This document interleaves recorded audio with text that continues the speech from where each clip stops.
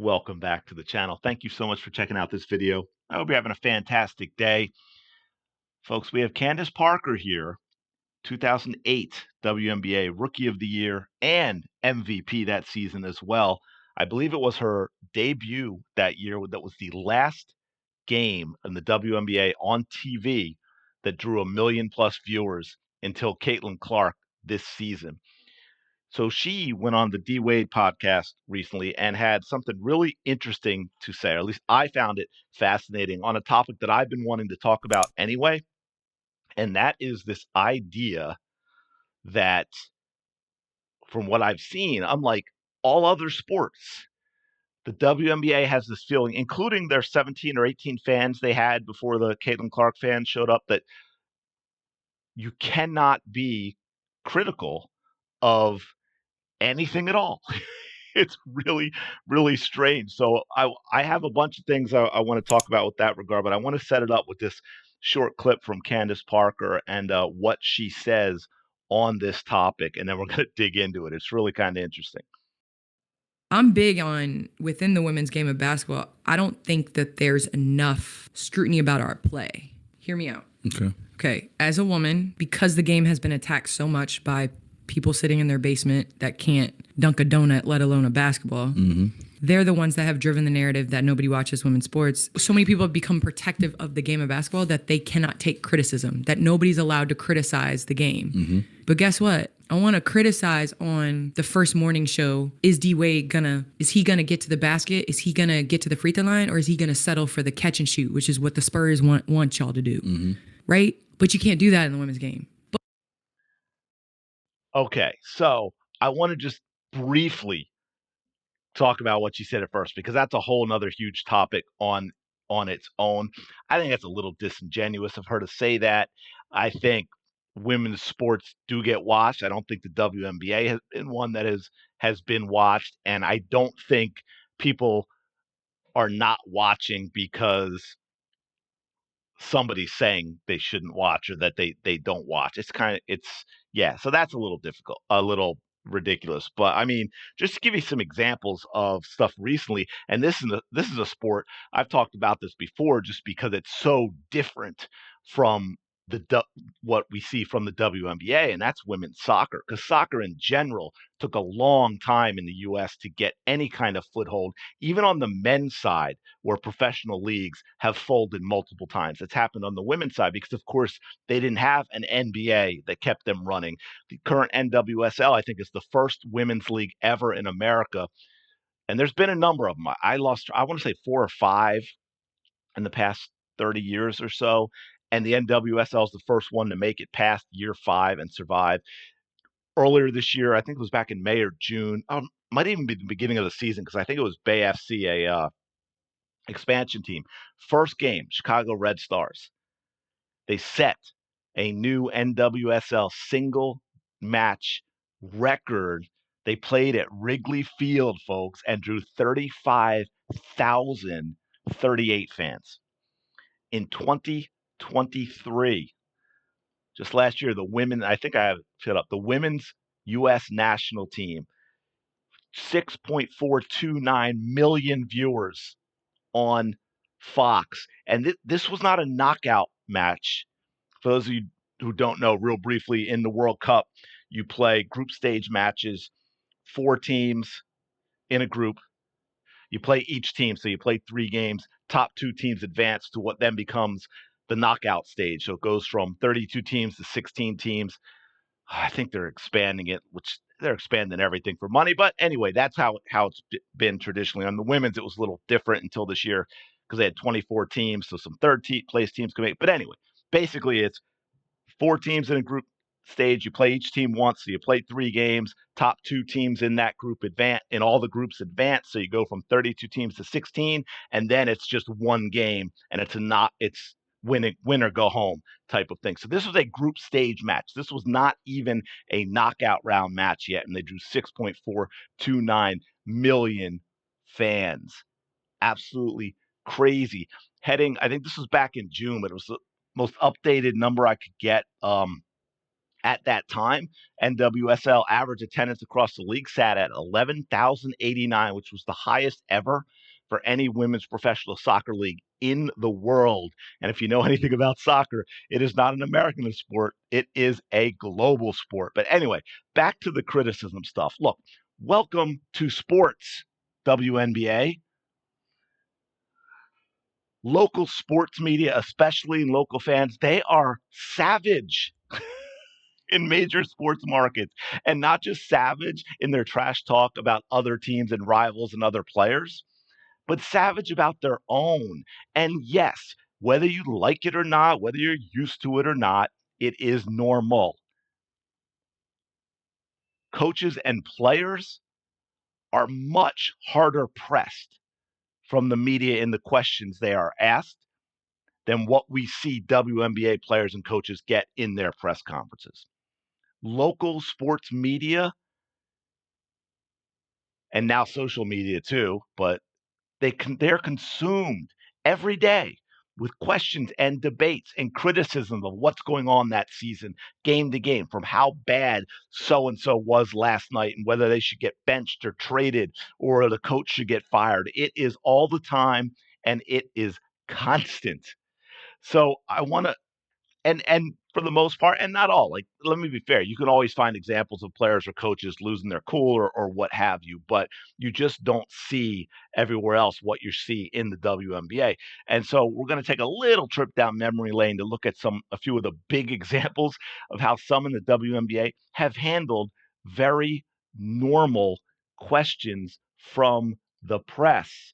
And we'll start here with Kennedy Carter after her assault on Caitlin Clark early in the season when the Chicago Sky played the Indiana Fever, and she is asked about it. And then Kennedy, just want to give you an opportunity to talk about that moment between you and Caitlin. What was that play, what was said, and kind of what led to. Next question. Yeah, play before Caitlin. It seemed like she turned to you a little bit. Yeah. After I ain't answering no Caitlin Clark questions. Did she say anything to you? I don't know what she said.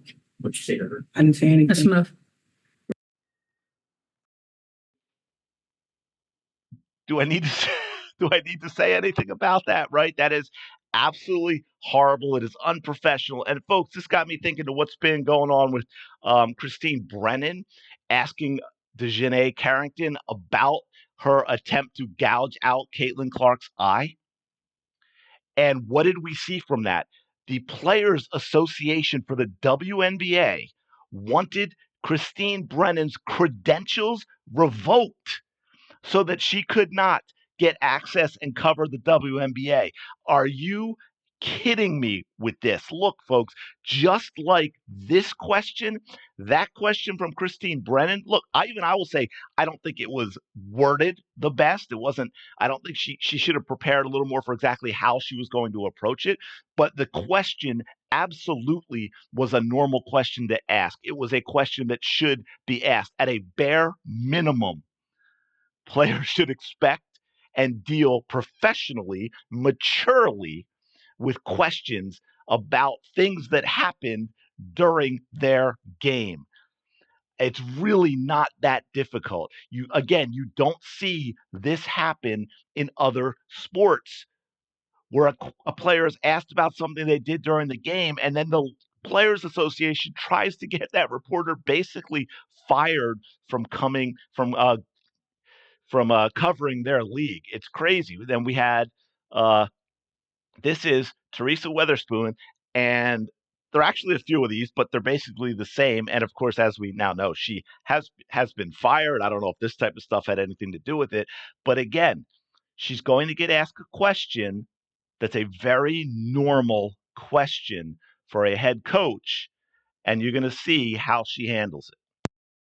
Hey, Coach, I'm sorry if this question was asked already, but you emphasized back in pregame that getting off to a strong start is key. Obviously, in the first half, that wasn't the case. Do you feel like it starts from the defensive end or more so just not making the shots? Starts on both ends.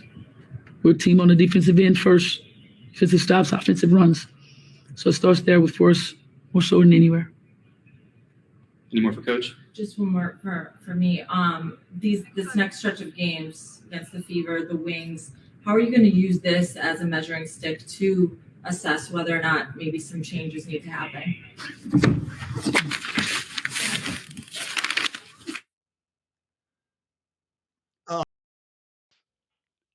That was one of the most innocuous, boring, normal questions a head coach could ask when they have a stretch of games coming up and they've been struggling, and it's going to be like, okay, how are you going to use what you have going forward to evaluate your team as to whether any changes are going to be made? The most basic of questions a coach could ever be asked. She gets up and walks out. You could tell even the question before, which was kind of hard to hear, that with her body language, she didn't want to hear it at all. This, man, coaches get asked in other sports that they're not doing well. They get asked if they think they're going to have a job the next day. They get asked, how did you do this? This is absolutely absurd. Oh my goodness. And then, we had this early in the season with, I don't think I'm going to show the whole thing because I really want you to see Asia Wilson's body language and performance in this more so than Becky Hammond. But they're asked about the treatment in the league, about the treatment of Caitlin Clark by other players in the league. We love Caitlin Clark. Yes. There's no. I think she's amazing. I watched every time I possibly could, and our league loves her. This has nothing to do. We're just doing our job. We're gonna show up. Who is ever on the other team is on the other team. We don't really care. We're gonna show up and do us. And so I think this narrative of like everybody yeah. hating on Caitlin Clark, and even the black and white thing, knock it off. It's not there. Language and attitude here is absolutely horrific. It's that of an uncomfortable 6-year-old who knows that they're in trouble and they're trying to play it off, and it's ridiculous. And the black and white thing, Becky, it's your player standing right there next to you who's acting like a fool who started all that. This is after Asia Wilson's racially charged comments about Clark's popularity and Clark getting her shoe deal because of her skin color, and that's why Asia Wilson, the player standing next to you, did not have a shoe deal, even though, as it turns out, she already did. And that's, I showed you one in another video where it was appropriate, where they're also talking and Asia Wilson's wrapped in a blanket and never even looks up. It's absolutely absurd with what was going on in the league. This is a perfectly normal question. Oh, and this is a fun one. This is Kalia Copper being asked about what the bench needs to do better. Khalil, this looks like the bench production. You didn't get a lot of it in this game here. Talk about what they need to do going forward. You said what? The bench. Not score a lot in this game here, give you a lot of production. What do you have to do next in the next few games to help you guys most likely get to the next level? What does the bench have to do? Yes. What did you? I was saying that the bench didn't give a lot of production today in this game here. What do they got to do to help you all out as what they did in the previous game? What they got to do? What they do last game? That's a real question? You for real? No, what I'm asking is just really trying to get an idea of what they need to do. So what the bench do the last game? They actually played well. So what they do this game? Today they didn't do well this game. Okay, so what they got to do? Score, right? Yep. All right, bet. That's it, right? Yep. That's the dumb question. Love the professionalism there. Now, look, you may not like questions, and a lot of reported questions are kind of obvious, basic stuff, but that's their job, and I sympathize a little bit. Look, there are a lot of really bad sideline reporters, but to be fair, it's a thankless job, and really, I think they should get completely rid of it. I mean, that's a whole nother topic, but I think it takes away. I don't think it adds to the game at all. I don't think players like being interviewed in the middle of games. I don't think coaches like being interviewed in the middle of games, and they're not going to give you information specific about that game. But that being said, he's asking for basically specifics. Could you imagine coach saying, you're asking the coach, well, the team hasn't been playing well. You're on a 3-game losing streak. What do you have to do different to get back on track and start winning? And then this is how the coach acts instead of saying, oh, well, we're if we're football, I don't know, defensively, maybe we're missing too many tackles, or we're having too many broken coverages where our safeties are going to the wrong spot and things like that. You're not giving away what you're going to do, but you're discussing what the problems are. And attitude, start to finish on this. This is not how you handle the press. This is not how a professional sports league and a professional athlete acts. Look, man, as Tom Hanks once said, there's no crying in baseball. Guess what? There's no crying in basketball either, or any other sport. Oh, man, let me give you a good story about a player handling the press and the fans. Mike Schmidt, for those of you who don't know, Mike Schmidt was a Hall of Fame third baseman for the Philadelphia Phillies in basically the 70s and 80s, most of the 70s, most of the 80s. He may be the best third baseman ever in baseball. Some consider him that, but everyone agrees that he is one of the best. But man, my dad used to talk about him all the time because he drive my dad crazy. He had a love-hate relationship with Philly fans and media, which, we're kind of one and the same in Philly. I don't know if it's like that everywhere. I think it's like that a little bit in New York and Boston, and a big market in Philly, for those of you that don't know, maybe you have it in your sports city, if you have near a big sports city, is sports talk radio and the fans calling in and having discussions about the players and all that. So anyway, Mike Schmidt had a hard time with that. And one time, after a disastrous game and a lot of boos and a lot of talking in sports media, the next game at home, so they're taking the field first. Mike Schmidt, this is later in his career, and he was playing, moved from third, playing first base. He ran out to first base to start the next night's game, and he was wearing a very obvious long-haired wig. And the fans started cheering, and they absolutely loved it. Okay, Mike Schmidt got it. He knew that, that's just part of being a really good player, because when things are not going well, you're going to hear it. When things are going well, you're going to get a lot of love, both in the media and from the fans. And you have to find a productive way to deal with it. And the fans loved that, because it showed, okay, he gets it, man. He might not like some of the things that are said. He's human, and sometimes fans of sports media and some of the words they use might be over the top, but he's like, but he also gets that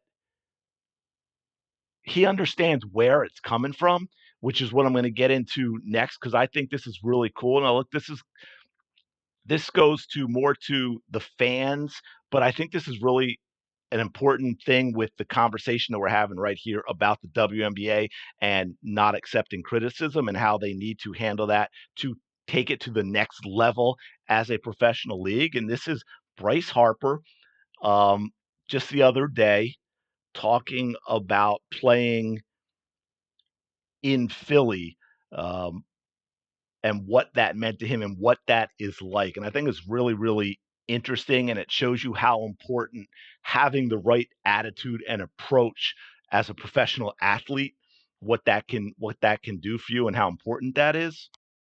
Every crowd, when a team is winning, is pumped up and happy. What, in your experiences here, makes this crowd different, distinguishes the Philadelphia environment from others? It's Phillies, man. It's Philly, man. They hate you. Like the other team on the other side, they can't stand. Unless you're wearing Philly red or you're a Philly, they don't like you. And I love that. I love every emotion that they have. I did it as an opposing player for a long time, and I wanted that. I wanted that emotion from the fans. I wanted that emotion from the fan base, and they just want you to work hard. They want you to play hard. They want you to be, who you are, no excuses. They don't care if you're hurt or if you're not feeling good or if you didn't sleep the night before, or they don't care, because they pay their hard-earned dollar to get to the ballpark every day for us, and they're doing it right now, for us during the playoffs. And they just want you to work hard. They don't care. They just want you to grind for them. They want you to go out there and play the best baseball you can, no matter what. And I loved walking in as an opposing player knowing that I was going to get absolutely blasted by these fans. And it was what it was, and I loved it. And it made me want to come here and play, because I knew how much they cared. I knew how much they love their players, and how much passion, how much drive they all have.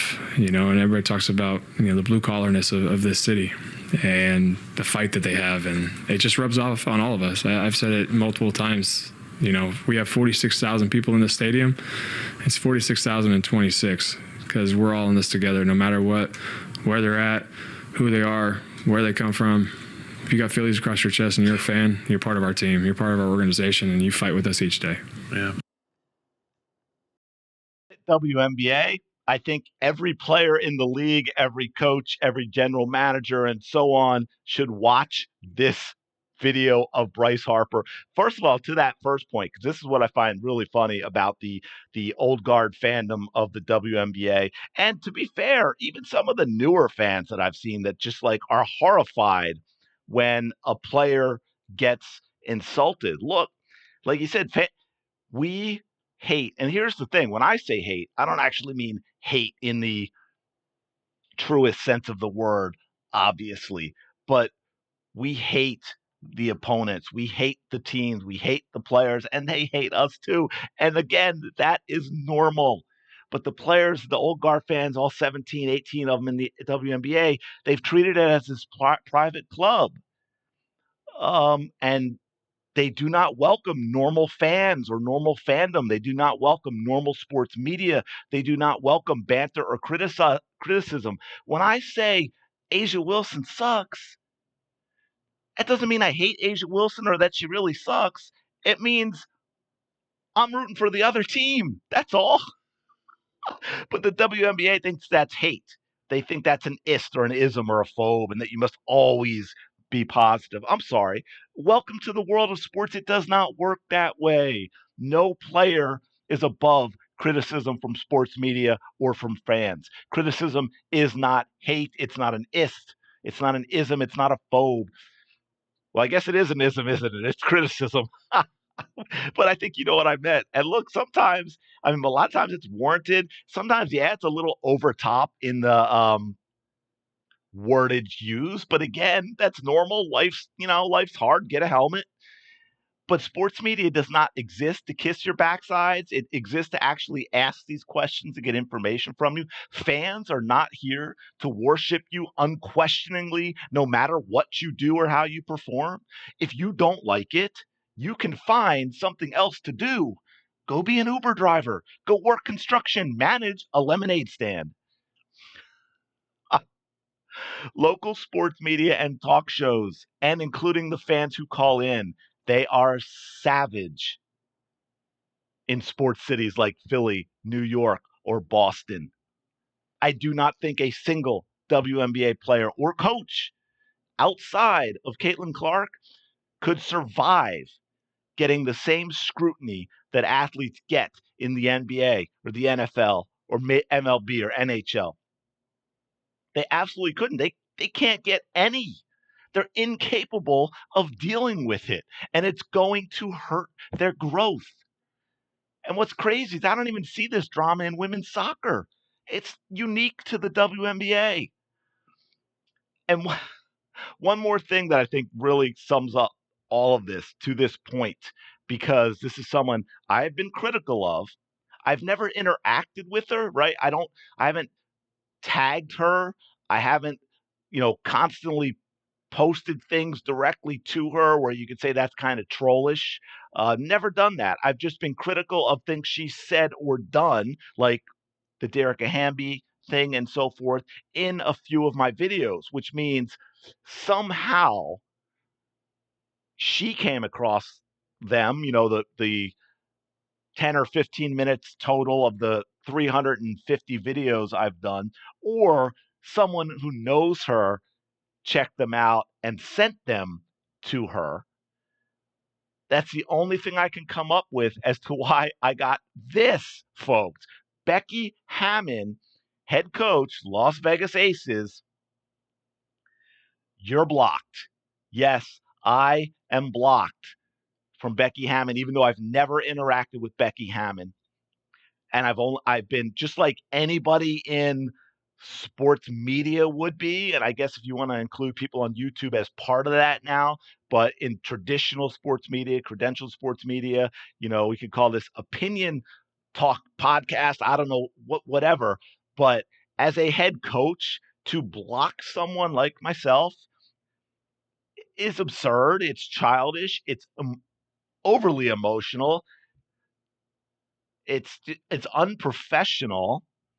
And yet, here's what we have. Guess what? Eventually, you're going to have no one covering the WNBA because everyone in the WNBA will have blocked everyone that's ever been critical of them. Hey, how can we check on who else she's blocked? Does anybody know how to do that? I wonder if she's blocked anybody in normal sports media that has been critical of her. Has anyone in normal sports media been critical of her? I don't know that they have. But look, man, it's clear the WNBA wants to be left alone. They want to go back to where they were.